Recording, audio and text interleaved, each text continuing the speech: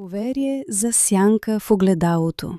По българските земи отдавна се носи поверието, че огледалото не е просто предмет, а портал към отвъдното.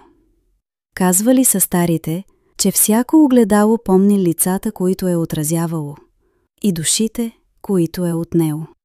Вярвало се е, че ако нощем, след полунощ, човек се погледне в огледалото при светлина на свещ, може да вили зад гърба си сянка, която никой друг не вижда.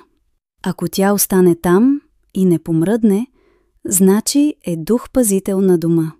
Но ако сянката се приближи, значи някой от къщата скоро ще напусне този свят.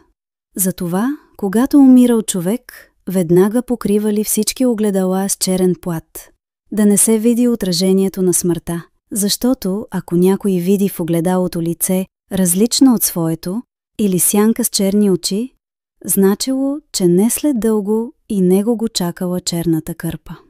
Друга част от поверието гласи, че ако огледалото падне само от стената и се счупи, това отваря врата към света на сенките и домът ще бъде обитаван от зъл дух или от останалата сянка на някой починал.